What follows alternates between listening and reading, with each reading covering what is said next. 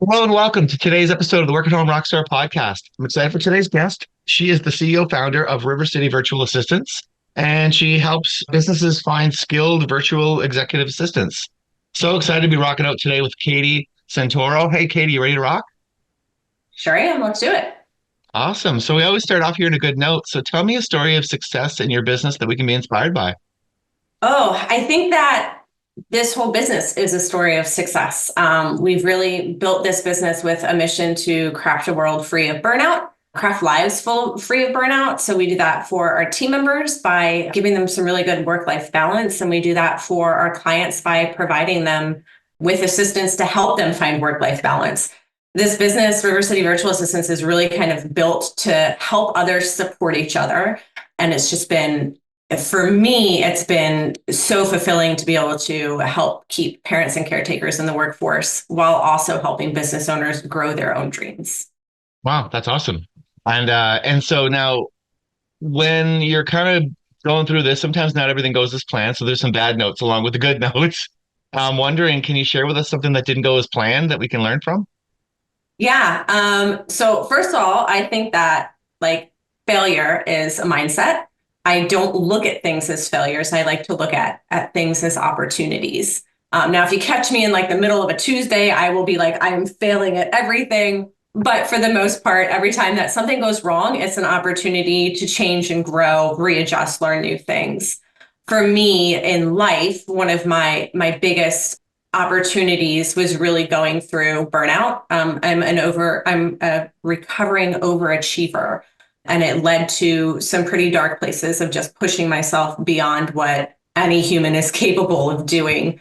My first business was a yoga studio. I ran that business while I worked full time in my corporate career, put myself hard into burnout. And then I had to close that business during the pandemic. And at the time, it was something that I thought was a failure. And it actually became an opportunity. It gave me a lot of time to heal myself from the burnout. And then it gave me time to figure out this business and grow this business. So failures always leads you to opportunities and hopefully success. Yeah. And it's interesting that like if you can just get yourself into that mindset quicker when it's happening, right? Because I don't know how many I've done, I think almost 300 interviews, and almost all the good notes come from a bad note, right? So it's Mm-hmm. like, all right, something's bad's happening, but you're probably going to get through it. You're probably going to learn something, and it's going to lead you to another. It just means that whatever you're doing right now is not the right, right? Right. Yeah. And it like cry it out, take the moment to like feel the Mhm. failure and or what you feel is failure or the fear or whatever it is. And then, you know, Yeah. put on your big girl pants and keep on going because you've got an opportunity here to be better. So, Well, I think that's important what you just said to cry it out. Like, I think that so many people just try to avoid the problem and try to push it off, and it's not going away, you know? Right? I mean, hey, okay, maybe some of them do, but it's going to keep yeah, on coming up back up again, right? it is. And we really like one of our like theories in business and the way that we run the business and we've grown the business is like when something goes wrong, if there's a mistake made or if there's a failure made, we look at it and we say, first you admit to it. So maybe Hmm. that is admitting to somebody you messed something up or admitting to yourself you messed something up and just feeling that feeling and then apologizing for it and figuring out how to make sure it's not going to happen again. Yeah. So you admit to it, you fix it, and then you figure out how it's not going to happen again. And that's kind of what you do with your failures, right? You use everything as an opportunity to how do we improve? Yeah. That's exactly right. And that's just it. If you don't admit to it, if you don't want to see it, then you're never going to get to the point where you're not going to let it happen again, Yeah. right? And it's going to keep on happening and it's going to continue to manifest itself. Yeah, I totally agree with that. All right, so let's talk a little bit about your jam room. So Yeah. tell me about that. So I'm really excited. I just redid my office. I redecorated it. You can't see it here because I have a screen up, but we moved in this house over 2 years ago. The furniture that was in this office was from my old office, which was a very different setup, a very different business.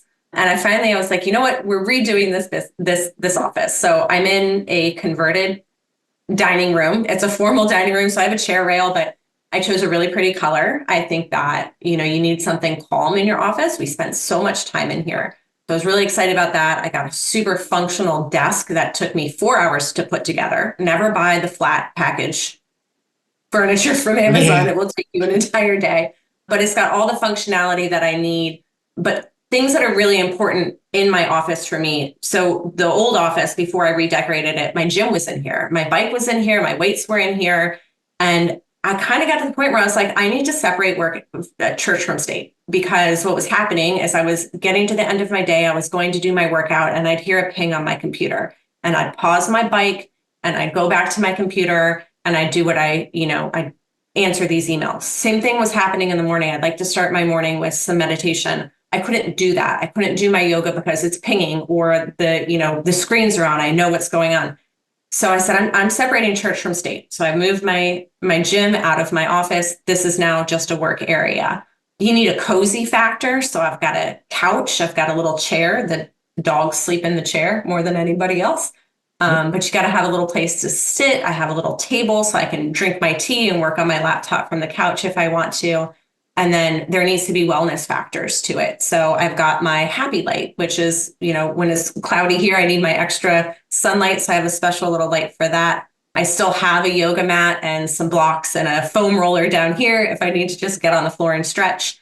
The diffusers, I love to do different scents every now and then. But just thinking about all the things that you need in the 6 to 8 hours that you're sitting in your office during the day, I've tried to incorporate all of those. So coziness, wellness, functionality, a really pretty color, some natural light, and I'm going to move a plant in here soon I've got about 50 plants in my sunroom, so I'm going to relocate one in here. Yeah, it's for some fresh air, right? And some life, in your office. Yeah, and it cleans the air, and plants are good vibes, as long as you can keep them alive. Yeah, I've got a lot of plants, a very green thumb. Awesome. But yeah, it's so interesting. And I just had this conversation on the last podcast as well about how so many entrepreneurs, especially, work at home, they have something to do with fitness and meditation, and that's their regular practice. And I just find that so fascinating that it's like so not, well, maybe it's becoming more mainstream now, but it wasn't. However, back 2015, I think, when I started this podcast, it was like all the entrepreneurs were all doing meditation and they were all keeping up on their fitness. Meanwhile, people going to the office were not, right? So What's up with that, right? Yeah, I mean, well, we know the benefits of meditation on your ability to focus.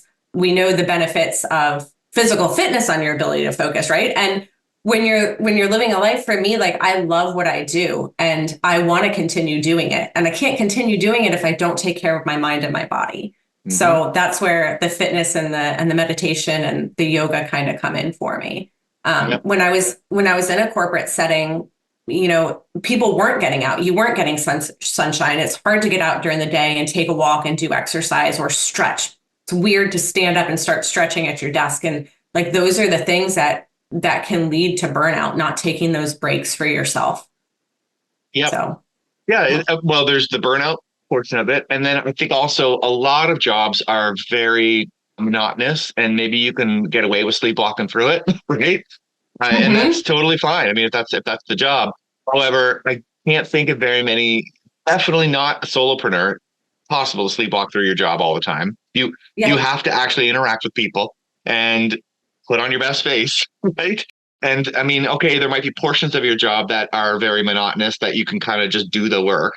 There's always going to be parts of it that you have to be there. You have to be present, right? And, if you don't have these, exercise routines of some sort, whether it's walking or anything like that, or any type of like personal care, like, I don't want to say just meditation, because it can be anything really that just allows you to relax, right? Yeah. And you also really have to be on a lot as an entrepreneur and a solopreneur. Like, you need to be able to focus. It takes a lot of self-discipline. And for me, finding that self-discipline is allowing myself those breaks during the day. My schedule does not have to be 9 to 5. My schedule can be 7 to 9 and then 11 to 12, and I can break it up during the day and take the time that I need to kind of reset my brain. So a little bit of yoga, a little bit of walking, even, taking an actual lunch break, not at my desk. It Yep. allows you to reset. So I think you just have a lot more flexibility in your self-care as an entrepreneur, it's been really important for me. So Yeah. Well, and I've always seen that as a huge bonus. It's one of the main reasons why I want to become self-employed in the first place, is to be able to, I think that maybe not now, because now since lockdowns and all that stuff, people kind of understand what working from home means. But back before that, nobody understood what it meant. And they just thought you did nothing all the time, right? yeah. And even like, I want to work from home so I could do whatever I want. No, you still have to work. You have to work probably more, right? But you can schedule that accordingly, right? And I had a young child when I became self-employed. So I wanted to be able to spend the mornings, I wanted to be able to go in the afternoon to his recitals and all that kind of stuff. I was able to just kind of shuffle everything around really easily. Didn't have to ask anybody's permission, but I still had to get all the work done. So what that meant is that I was working late some nights, right? That's, it's okay, right? I mean, as long as you get to schedule your day in a way that you work best, rather than companies saying, no, this is when we work from here to here. And you might actually be sleepwalking through half your day because that's just not your rhythm, right? Well, And you could change and that. think about how, like, if you know that you've got things going on at home, right? Like you've got to drop your kid off in the morning and you've got a recital in the afternoon, and you have a block of 4 hours to work. Are you going to spend those 4 hours walking back and forth to the water cooler? No, you're going to spend those 4 hours at your desk, focused in deep work to get it done. And, I run my business on 5 hours of work a day, and that's very like deep work. It's focused, it's concentrated, and I get it done and I'm done. I don't have to work the 9-10 hours that this amount of work would require in an office, because there aren't those same distractions and you're focused. Yep. But it Yeah, does take an extreme amount of self-discipline. I was gonna say, hey, and some people are like, I think I'm kind of like innately like that, because I remember when I did work that cubicle job, it used to be so frustrating. Like I would go in and I get so much work done in such a short amount of time compared to everybody else. Like I really did have flexible time, and I was very fortunate that the job that I was working for, they were more they looked more at performance than they looked how many hours I was in the office. And that was a blessing. Like if that hadn't happened, I don't think I would have learned a lot of the things that I learned, because I learned pretty quickly that I can go in for 2-3 hours and get the same amount of work as somebody who was there all day. And I get why, because they were walking around, doing the coffee and all that kind of stuff. And I would go in, the work done, because I would come in late because I would have a gig, right? I had I was playing music at the time, so I would come in late and then just do as much work as possible and then go home at the regular time for supper. So, Yeah. so now if that is you, if you're listening to this and, yeah, I feel like everybody else at the office is slacking. Well, chances are you'd probably be pretty good at this, because you've already got that self-discipline that you are the one that wants to get the work done. You're not walking around to the water cooler doing social time all the time, right? So Yeah. those are the right people for this kind of business, right? Yeah. Yeah, and it works really well. The assistants that we hire at River City Virtual Assistants, they're oftentimes caretakers and parents, and we ask them to time block, and that works so great for them. We know that like they're dedicating 2 hours to the client, so it works really well for the client too. And you can get a whole lot of work done in 2 to 3 hours if you're just focused and time blocked on those things. So we love time blocking. My whole day, like I see it in my brain as like blocks of time, and like I can look at it and be like, I can get this much done in this time. That's what I'm going to do, and that's going to be my focus. Yeah, I call it. I do Tetris. I call it Tetris. Yep. Tetris was big when I was a kid. But yeah, we Yep. move things around because that block can go anywhere it wants, right? I mean, you just got a block. You got to make sure to get that work done. You got a recital at that time. No problem. Move the block here, right? Yeah. Yeah. Yeah. So now Yeah. that kind of like lends good to the next topic, which is talking about the band and talking about delegating and all that stuff. Because one of the first things that people tend to delegate is some sort of assistant role. But Mhm. I'm actually wondering, was that what you did? Like, what was the first thing that you delegated in your business? The first thing that I delegated, I actually brought on a business partner. Yeah. So I had a team, I was growing a team, and I realized that I could not give my all to my team and train them the way that they needed to be trained if I was also trying to run operations. So I brought on a friend of mine. We grew up together. We've been in our careers together. We've just known each other for, it's been over 30 years. I don't really want to admit that, but it's been a really long time. And she was at a place that I had been at. She was burnt out. She has children and was going through all of the struggles of COVID and daycare and children and all that. So she came and I said, run the back end operations. So she started running the back end operations so that I could kind of run the team side and do the business development. And then from there, we hired, well, we took someone internally and we promoted her to a mentor or a manager. We like the word mentor a little bit better. And Yep. she does what I do. She trains people. So I said, okay, I'm working on the business development, and that's getting busier and busier. It's taking more and more of my time. So what can we take off of me? And it was that mentor position. So we gave that to her. And then earlier this year, I said, again, I'm at a point where I'm doing so much. I'm working more than 5 hours a day, which I do not want to do. I'm losing my life balance. So I sat down and I started tracking my time every day. And I said, these are the things that I'm not getting to, that are sitting on my brain, that drive me absolutely nuts. And that's usually what we start with clients, is we say, what is in your brain that's slowing you down because you know you need to do it and you're just not getting to it? Let's start there. So we hired someone to do that role. And for me, it was like marketing, social media, sending out newsletters, setting up webinars, doing things like that. So she helps me with all that.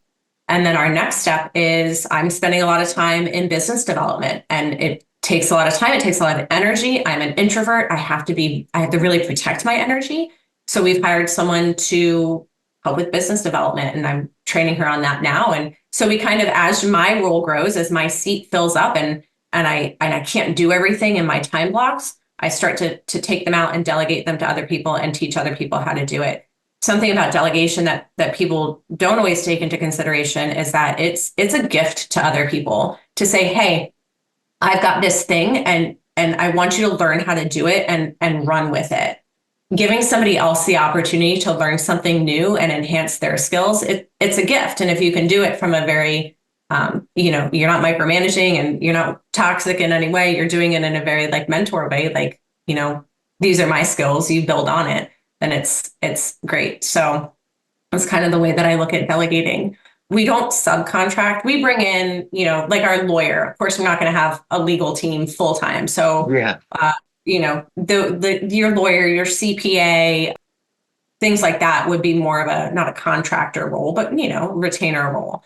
But then for our team ourselves, we employ everybody. We don't believe in contracting our assistants because we hire in that space of parents and caretakers. So it's women who have left the workforce or, want to return to the workforce, but they've got to figure out how that works best for their families. And when you contract someone, like a lot of different agencies do, you as the employer, you as the, contractor, Contractor, yeah, I think, yeah. contractor, Oh, yeah. you're putting the burden of taxes onto that person. So, as an employer, we pay taxes and we have to follow labor laws and we have to offer benefits and we have to do these things. And it's an expense as a business, but it allows our assistants to continue working with us or our team members to continue working with us because we're taking away the burden for them.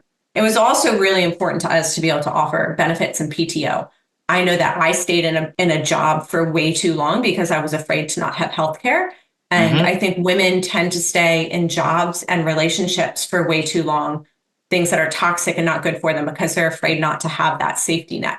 So it was important for us to be able to offer that. And to offer that, we had to employ. So employment just became our business model. And we've based our pricing around that so that we can continue to offer that to our team members. Awesome. Awesome. And that's like the reason why I wanted to talk about that is because like most of the people that come onto the show and even myself, I'm a contractor. And I also tend to work with other contractors. And the benefit to that is that everybody's got their own business. But the disadvantage to that is that you're hiring a business rather than hiring somebody that's dedicated to you. Right. And I mean, there have been some times when There are tasks. Social media is a great example, actually, of a task that is pretty all encompassing. Like you, to hire a contractor to handle all of your social media, that's probably going to be expensive, is my guess, right? Because there's like interacting and there's lots of stuff, and having an employee on staff that could actually handle that would be so much easier. And so when I'm working with companies that have employees, first thing that I say, well, get one of your employees to do that part, because if you're going to hire a contractor to do that, it's just not going to be very good. But I do like what you're saying as well about the security of it all, because people, even though there is bit of a shift, I think, happening right now where people are sort of trying to take more control of their financial future and maybe, becoming more self-employed. There also is decades of us, sort of thinking that employment and the benefits and all that stuff is safer. And Mhm. that's not going to go away in this generation. So, giving people that security that they actually want is huge, I would think, right? It is. It is. And so we then contract them out to businesses who aren't ready to hire. Yeah. But because we've given that container of employment, our clients get that same level of dedication and reliability that they would get from an employee because we're employing them, we're giving them that. And when you employ, we're able to ask our team members like, hey, like you've got to time block this time out. This is what the client is paying for. You've got to have your deliverables and you have to do these things. And then we're able to train them too. Yeah. But you can't do a lot of training with a contractor and you shouldn't have to train a contractor. In theory, they should come to you with all of the skills. So, we're taking care of all that and then giving an employed trained contractor to our clients. Hey, Rockstar. I hope you're enjoying this episode of the Work at Home Rockstar podcast. If you didn't know already, my business is Creative Crew Agency. We build websites. Now, let's talk about your website for a minute. Most people realize that at this day and age, we need a website, but we don't really know what the website is supposed to do. And sometimes you'll just go and build a website for the sake of building a website. What I do is I make sure that your website actually accomplishes a goal. Now, there are three main goals to most websites. Number one is to provide information and build credibility. Number two is to schedule some sort of appointment and get them onto a sales call. Number three is to sell something like an e-commerce site. Now, when you're setting your website, you have to be very mindful that the visitor doesn't know what to do. And so you have to provide them with a roadmap that leads them down a path to wherever you want them to go.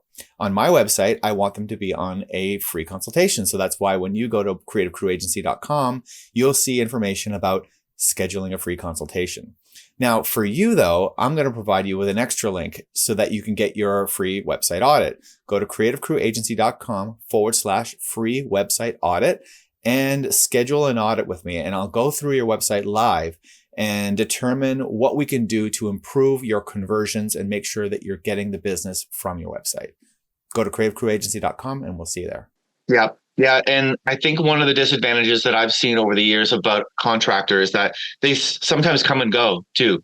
Like, and that makes sense. Like, I mean, even on my side, so my business, by the way, is I build websites and my wife does all the branding and graphic design. So between the two of us, that's what we do. But now we sort of revisit our business every once in a while. Like we raise our prices, we sort of go, okay, are these clients working for us? Are these clients not working for us? And so there are times when we might actually be firing clients. Well, probably isn't going to happen very often with an employee, like unless the employee is not performing, right? The employee's there all the time, right? So you might be in a situation where you could get fired by your contractor. And now you're like, oh no, I got to find somebody else right now. Whereas you're not probably going to get fired by your employee. Okay, they could quit. But like you just said, the chances of them quitting are less because you're giving them the benefits, you're giving them all the things that allow them to stay. They're less likely to leave you at that point. They know what they're getting paid, and they're probably not going to be coming to you. Like employees are actually notoriously bad at asking for raises. So chances are that's probably not going to change, right? What do you think?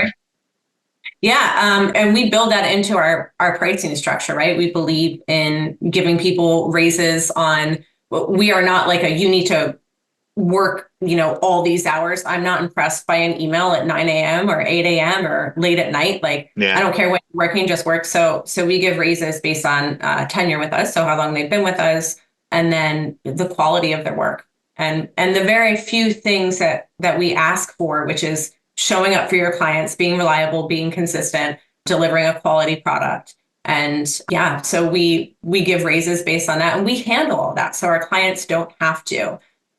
And, it's built into our pricing. We're able to do that. We want to do that. We want to keep people. So we have people on our team. I have people on the team that have been with me since I was just a freelancer and I couldn't handle the amount of work that was coming to me. Elisa, our lead mentor, has been with me since that time. So is Julie, who has since gone into doing some more skilled work with us. But, they've been with us a really long time, and we've been able to keep them. So. Nice. Well, and then that kind of leads into the next question, into the next topic, which is about cash flow, because that's another thing, right? When you're hiring a contractor, like, so, I'm trying to look at this from different sides. Being self-employed, sometimes you got this going on, where there's like a bunch of income coming in all of a sudden, and then you have a couple dry months, and then back up, right? So you're doing this all the time, and so sometimes your contractors could be experiencing some setbacks, and that could require them to raise their prices, do all these things. Whereas if you have an employee, they've got this stable income that they've sort of banked on, and they've got their whole lifestyle set around it. They know what they're getting paid. They're not going to end up in a situation, unless they've got some personal things going on, where they need a bunch of money all of a sudden, because they've got that already, right? So that's something that you would be stopping this from happening if you hired an employee, which would make them probably more focused on you rather than on now, sink or swim. Like, because, when this happens, I mean, for me anyways, it's never zero. It never goes down to zero. You've always got this like base of clients if you're doing it right.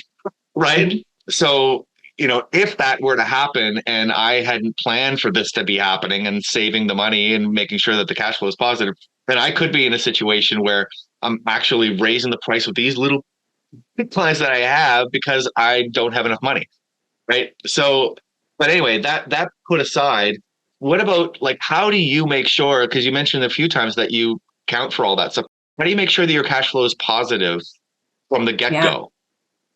So from the very, very get-go, the way that my business partner and I both worked is we still took clients. We did client work. We have since transitioned out of that. I transitioned out last year. She transitioned out just this year, actually.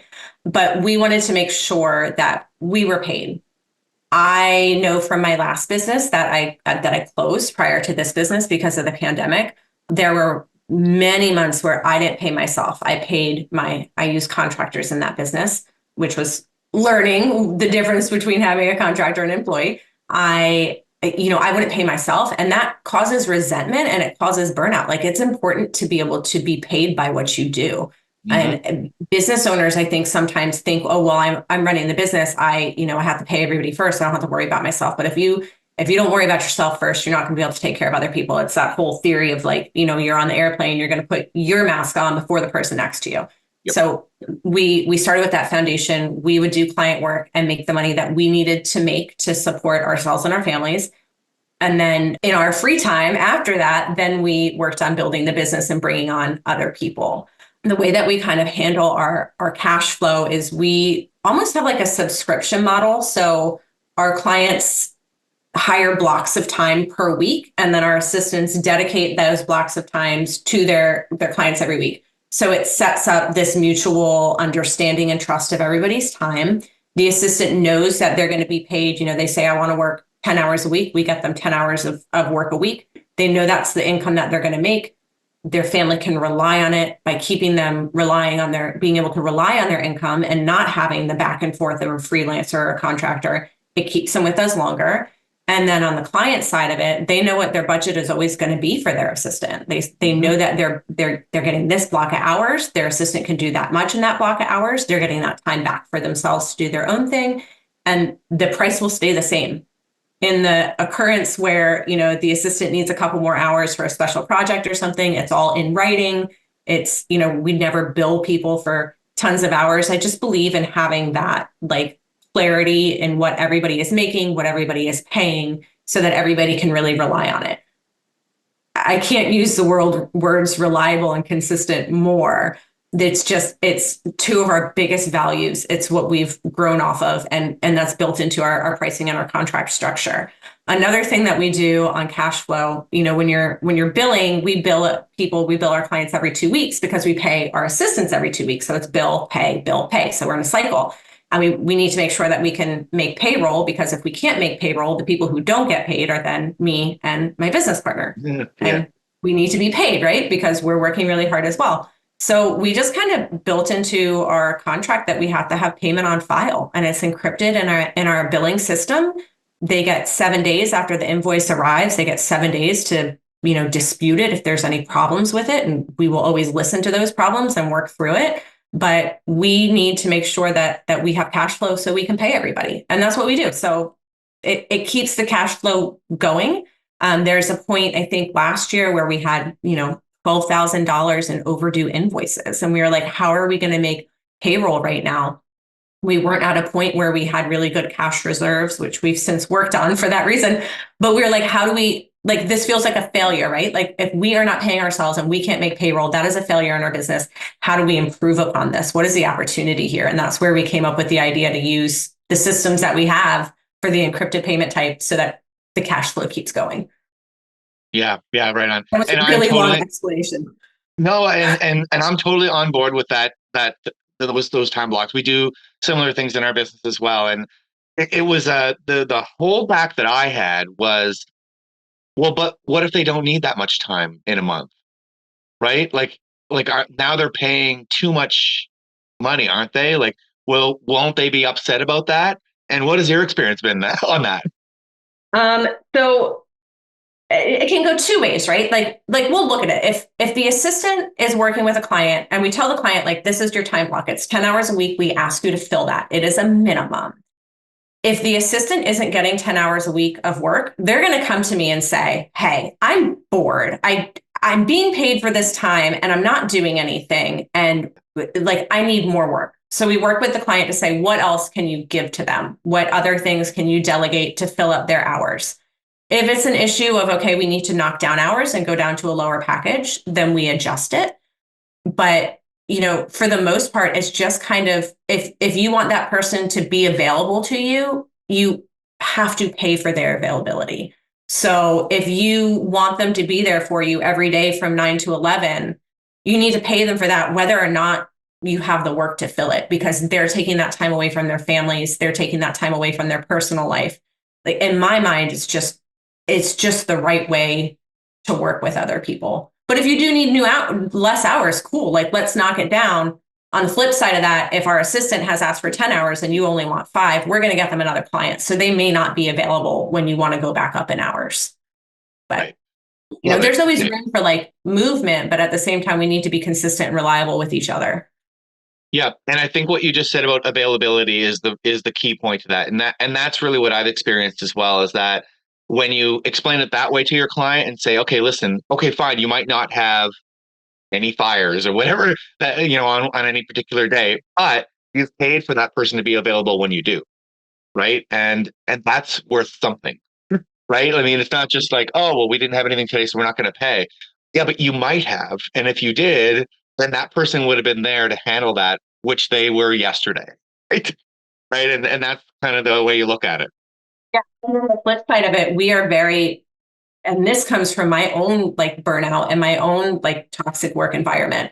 We're very clear about your assistant is going to tell you her work block, and that could shift during the day, right? Like, if the client needs them at a different time, or if the assistant has, a school drop off or something, those hours can shift a little bit. But what you can't do is expect your assistant to be available for you 12 hours a day. You can't expect them to answer emails at 9 p.m. You can't text them. We've had clients try and text people at 7 p.m. on a Friday. No, that's outside of their work block. You're not paying them for that time. We don't work, unpaid time. It's you've got to respect other people's boundaries, because they are setting these times aside for you, and that's that takes a lot from them. So. Okay, so it's time for your guest solo. So tell me what's exciting in your business right now. So many exciting things. So last year, we really focused on building processes and systems. I love processes and systems because they're reliable and consistent. Of course, we like to go back and tweak them every now and then, but we have just put ourselves in a really good position to grow and grow in a way that feels really comfortable for us. So, like I said, we looked at our time and we said, this is how much time I want to spend in the business. Where can we delegate other things out? And we've just set it up to where it's just a comfortable business. I love doing what I do every day. I'm not burnt out. My team members love what they're doing every day. We love supporting each other. We love supporting our clients. So this year, I'm just really excited about sharing who we are and what we're doing and how what we're doing is a little bit different. It's actually very different from what other agencies are doing. I'm just excited about growth. I'm excited about like every time that we get a new client that we are able to help, I'm excited to help that person. And every time we hire a new team member, I'm excited to have that person on the team. We get so much knowledge from each other. We learn from each other. So I'm always excited about growth but sustainable growth in a way that is not burning me out and I can still love my life and love my job. Yeah, exactly, which is important, right? Now, so who would be the best type of business or solopreneur or whatever that would work the best at working with you? Yeah. So we work with a lot of solopreneurs and entrepreneurs who are at the point in their business where they need help. They might not necessarily always know what they need. So that's part of our discovery process where I sit down with them and we talk about what's going on, where their blocks are, where we might be able to help them delegate some things. We help them learn how to delegate. We recognize that not all entrepreneurs and solopreneurs have been in a position where they've worked with an assistant. So they might not know how to work with an assistant and how to delegate. So we help them with that. We also acknowledge that our assistants cannot know everything that they need to know to help a client because a client might have tons of different tasks, tons of different programs they're working on. So that's why we have our mentorship program. And we also have we'll round table things together in our group chat. So if an assistant is struggling with learning a new program or there's a glitch in something, they'll come to our team and say, hey, has anybody experienced this? How do I learn it? And then they can bring it back to their client. So that really helps our solopreneurs and entrepreneurs because they're getting a knowledge base of at this point, 18 different people who can help bring knowledge to them through their assistant. So the solopreneur entrepreneur who isn't necessarily ready to hire an employee, but wants the reliability and consistency of employee, wants the knowledge of an employee, and then also executives. So we work with some companies that are, in early stages, they have funding, but they're also not ready for the full time, or maybe they're totally virtual and a virtual assistant works better for their team. So we'll match them with an executive assistant to help them there as well. And we help people with their personal life. We are very aware that you can't run your business if your personal life is going crazy, right? You can't work during the summer if you don't have a summer camp for your kids. So we'll help our entrepreneurs and our solopreneurs figure out summer camps and contractors for their house and, all those little pieces that sit in your brain and slow you down. So we switch between executive assistants and personal assistants depending on what our clients need and how we can support them best. That's cool. Yeah, because that's something that has come up before. Is one of the first things you might be able to delegate is the housekeeping, right? Yes. You Yes. sometimes you have to think out of the box a little bit, right? It might not necessarily be that I need someone to handle my email. Maybe it's someone that handles your house, right? Yeah. Well, I mean, the mental load of being, a homeowner or having a house, the things that you have to do around the house, the mental load of children, the mental load of taking care of pets. Some of us are helping take care of parents. That mental load is so heavy. And if you can just have somebody else to be like, oh my gosh, the gutters are leaking and I can't even wrap my brain around how to find somebody to fix that. To be able to give that to an assistant gives you so much more space to go back to your family or your business with a little bit more clarity and ability to use your brain. We've only got so much bandwidth. So I love that. So what does the process look like if someone was looking to possibly hire somebody from you? yeah, so scheduling a call with me, I am a natural problem solver. I love to solve problems. And that's part of our discovery process. We talk about where you're stuck, why you're doing, what you need done. And then we talk about how we do it. And then we match our clients with an assistant from our team. We match on availability, skill set, which a lot of it can be trained, and then personality. We want personalities to get along. And then we assign, so the assistant gets their own mentor for the first 3 months with us, and the client gets their own success specialist for the first 3 months with us. It's usually the same person. So they're working with the assistant and with the client to figure out how to match the skill sets with the needs. And then those 3 months, there's a really big learning curve for the clients. So we want to support them in those first couple of months and teaching them how to work with an assistant. So we really try and support them to make the relationship as successful as possible. And then from there, it's off to the races. Like, we really believe in the one-on-one relationship between an assistant and client. I don't want to micromanage anything. As long as everybody's showing up and being adults and doing their job, I don't need to get involved. I will get involved. I will manage the situation if there's something that needs to be managed. But for the most part, we want our clients to really work with their assistant as if their assistant is part of their team and part of their business. Well, that sounds awesome, Katie. So how do we find out more? Our website, rivercity-va.com. If you go there, you can schedule a meeting with me. You can learn a little bit more about us. We are updating the website, so expect more things to come soon. And then I'm pretty active on LinkedIn, thanks to my virtual marketing assistant. But you can find me on LinkedIn. It's just Katie Santoro. Awesome. And we're also, River City Virtual Assistants has a business page on LinkedIn as well, where you can find some more information, some more like technical information and information about some webinars that we do. Oh, so you do webinars as well. That's cool. Yeah. We want to. What do you learn on those? So the next one that we're doing is the top 3 things that you can assign to an assistant to get your return of investment back as quickly as possible. People are always afraid to start investing in an assistant because they're like, I don't know what they're going to do. And am I going to, is there going to be a return of investment? And that return of investment is often time, which for an entrepreneur can mean either a little bit of sanity or a little bit more revenue. So we give a webinar on that. And then I'm preparing one to do next month on delegation, because it's a hard one. It is hard asking for help and then actually getting someone to help you do that. In there. Right on. Well, thank you so much for rocking out with me today, Katie. This has been a lot of fun. Yeah, same. Thanks for having me.